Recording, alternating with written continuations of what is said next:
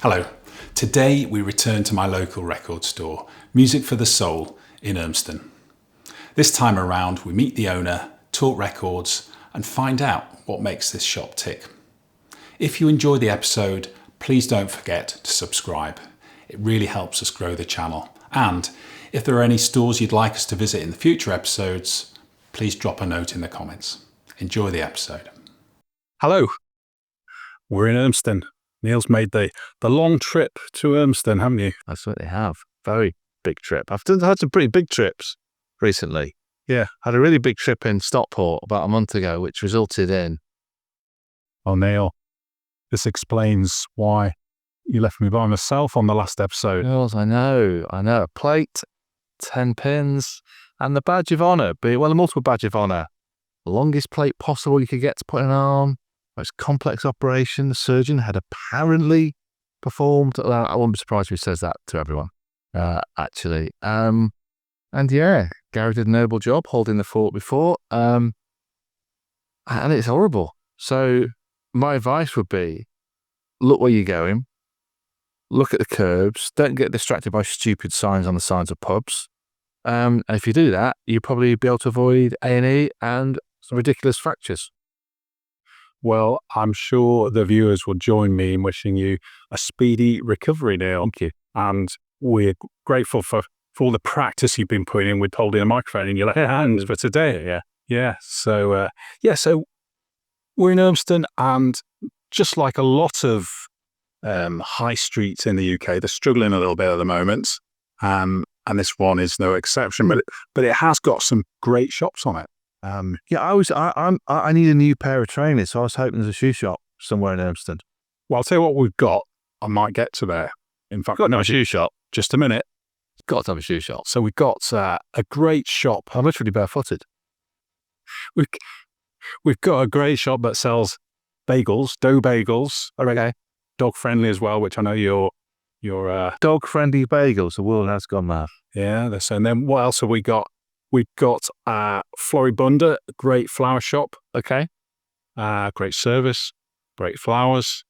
Further along, what have we got? We've got the Prairie Schooner, great for real ale. Yeah.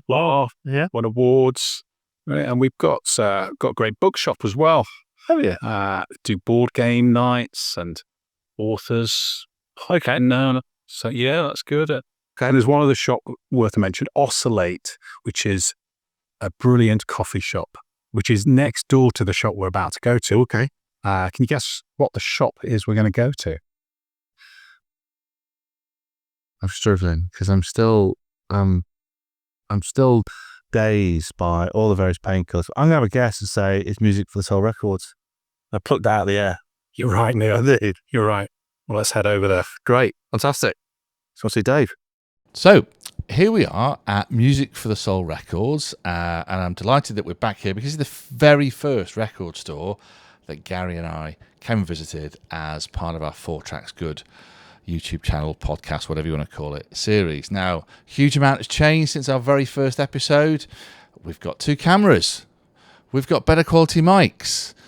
We've got a multi-million... No, we haven't got to deal with that. Obviously, I broke my arm. But what hasn't changed is that Music for the Soul Records is still a bloody good record store. It's a real credit to Urmston. I'm delighted we're here again with Dave. Good afternoon, Dave. How are you? I'm good, thank you. Yeah. So Dave's very kindly allowed us to come into the store exclusively. Now it's closed on a Saturday afternoon. And what sort of day has it been for you today?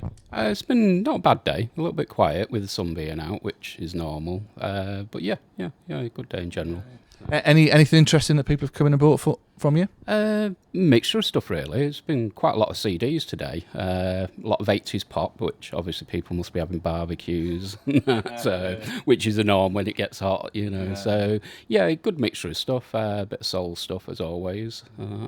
It's interesting because wherever you seem to look, there always seems to be some sort of 80s-related festival on, isn't there? In venues you would never have thought would be able to hold a festival as well. Probably people, I think, are going to go and hear, I don't know, Hue and Cry, and Go West, whoever it may well be, and so want to get those sort of 80s records. Yeah. I think they're all doing the final tours and what have you. Get the rest of the money in. It does seem that way at the moment. But that does have a good effect though, because people then sort of remember the older music and start coming in and buying the albums again, or sometimes on CD, depending on what format they're using. So and that was something I was really interested in as we approached the festival season. When's Glastonbury? Is it next week or is it this? I can't remember when it is. But obviously, you've got Oasis starting their tour, and they're playing in Manchester. And have you found that the festival season in general, and certainly when you get big acts like Oasis Reform, that this stimulates renewed interest in people coming in and saying, I'm going to go and buy some of those records that maybe either had before only on CD, or actually I'm going to buy it for the first time. So there's a link between the festivals and what they buy. Yeah. When Oasis announced the tour, it's like started selling loads more Oasis albums and CDs, and then also a lot of the younger people as well. Sometimes you'll get artists that say, like we just say, an 80s artist. They hear them, and then it's like opening them up to new music, which is what a lot of it is. It's people finding new old music. I think in general it does bring people in, not always with the festivals, more I find so if somebody's playing locally, and that brings people in. I had quite a few people in for Morrissey stuff last week and that. So Were they in disguise? Did they have a balaclava on, or were they? No. They'd come from. I think they'd come all the way from Cornwall for the gig and that. So they'd found me online and come in, bought a couple of Morrissey singles, and we're chatting away about going to the concert. So yeah, I did see a clip of his on YouTube of his rather sort of defiant end to the concert as well, hadn't he? As though he'd almost been banned from playing anywhere, but obviously he's filled a 20,000 capacity venue. Yeah. I think keep politics and what have you out of music would be a good idea. Indeed. So you seem to have been a real fixture on the high street here in Urmston for quite some time though, Dave. And when did you open there? How did you get to come and open a record store? It was something I've always wanted to do. I've always collected music, and I decided I needed to do something new. So that was the idea. I started first online, selling stuff online, and then I got the opportunity for a shop. So I ended up taking the plunge and what have you. It's a lot of hard work, but moved into here. About 3 years ago now, so expanding and managed to come through like all the COVID and stuff and still be here, It's incredible because you've got an incredible range of records as well as actually the volume of you've got. I mean, it's mind-blowing. And what is it that informs your purchases then? And obviously you come across being a collector yourself, but is a particular type of music you're looking for, or is it just anything that seems interesting? It's just anything. I think I'd like to specialise, but if you specialise, I'm not going to be here in 2 years' time. So you have to stock everything. I have people coming in asking for all sorts of stuff, and I think that's the thing. I think if you specialise just in one thing, it's very hard to do on the high street. I think if you're online, you can be that specialist, you can target your customers. But yeah, in a shop, you need a bit of everything and that. So, And did you start off as a collector yourself? Yeah. So that was the thing. I had a massive vinyl collection and a massive CD collection. I got in there, got the first CD player, so that took me on the CD journey.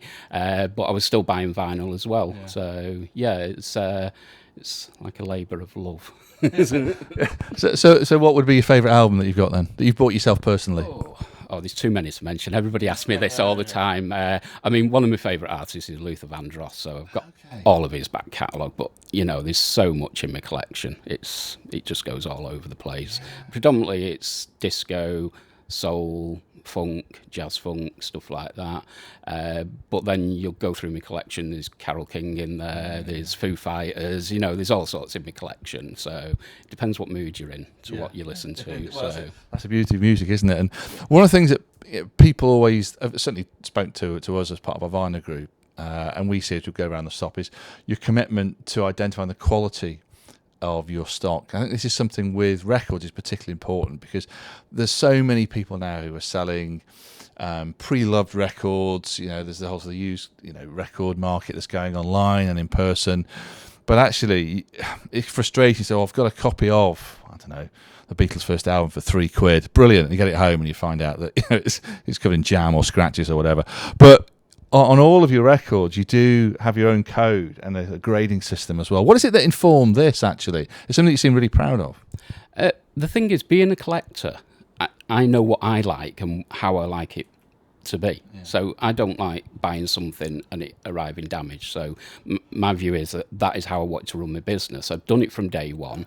So day one, selling online, selling CDs, hand clean them, recase them, put them in sleeves so they look nice.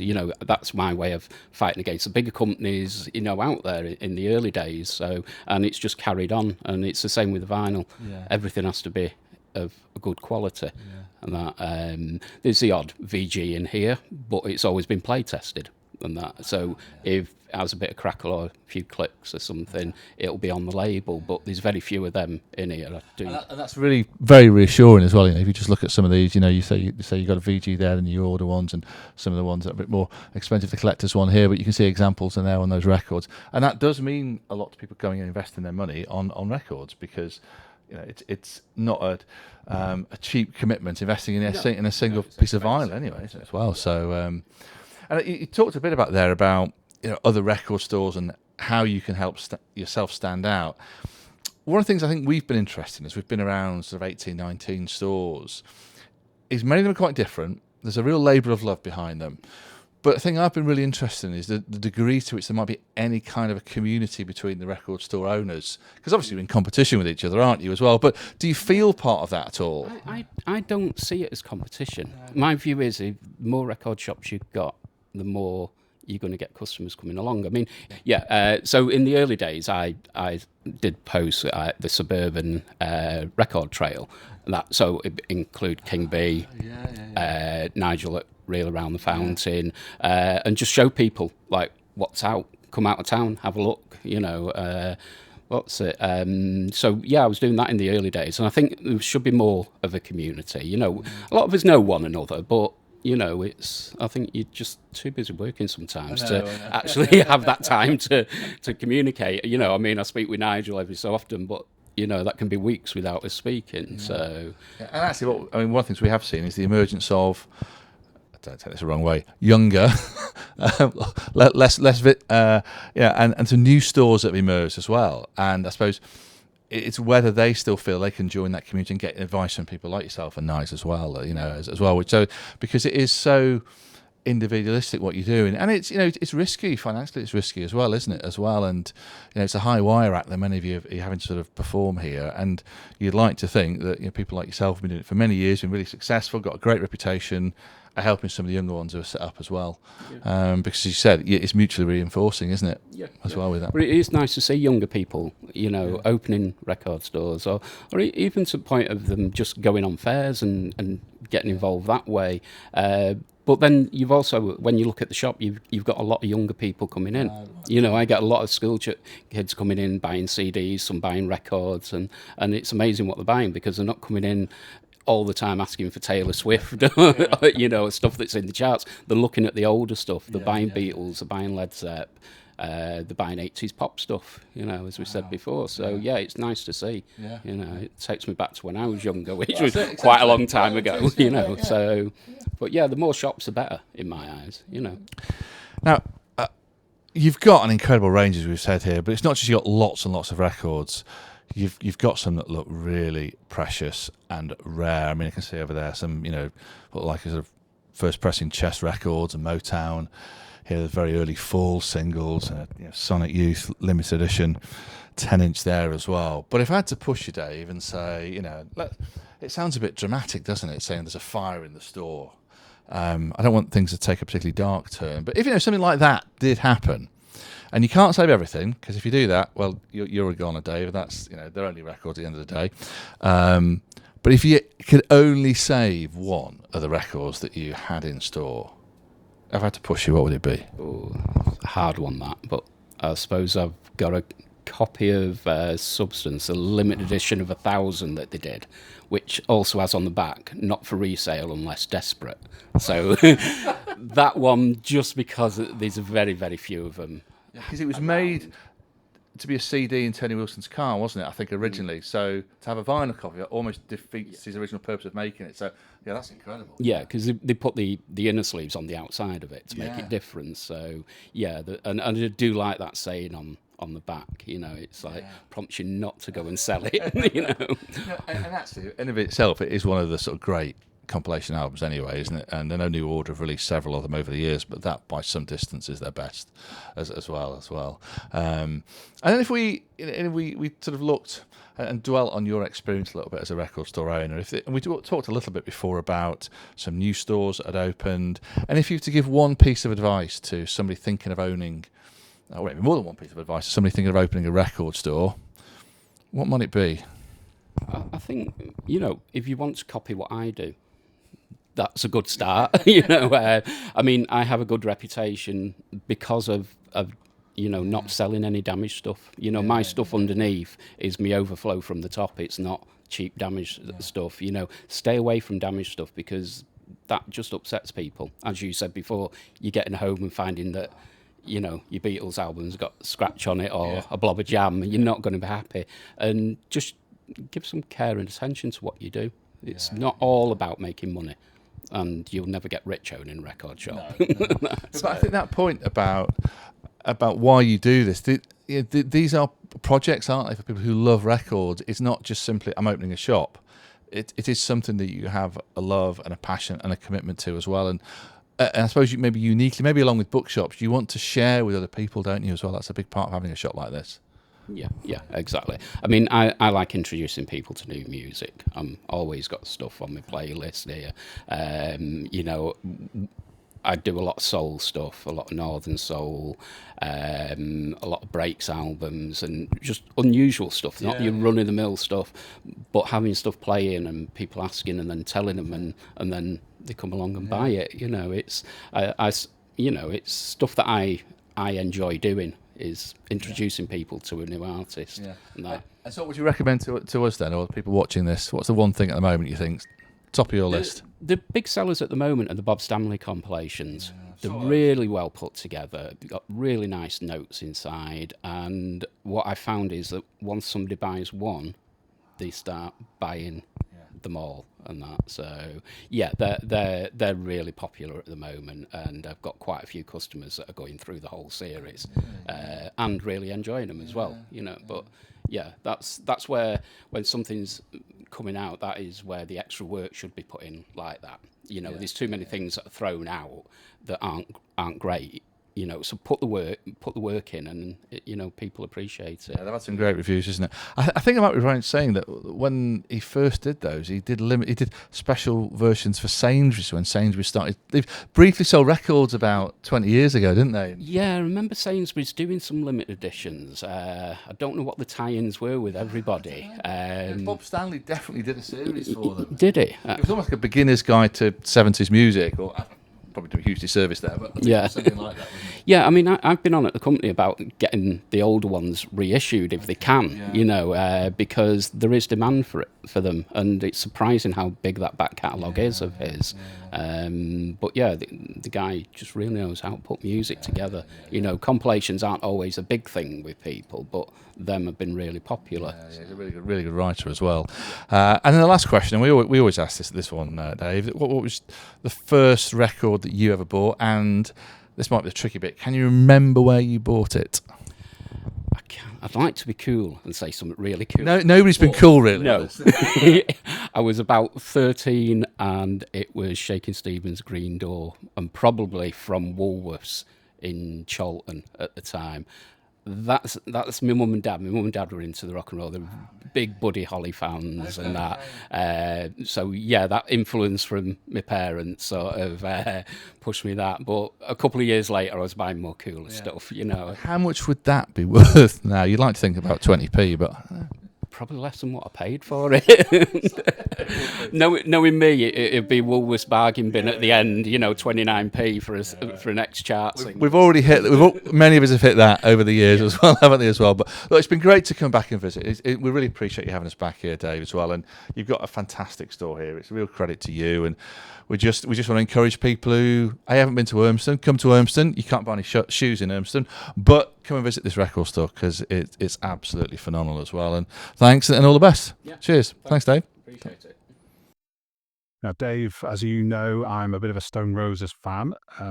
Neil and I had a bit of a debate over their debut album in one of our earlier episodes, and I will show you the vinyl that I had. And one of the pieces that I was missing was the Stone Roses' first ever single. And what have we got here on your shelf?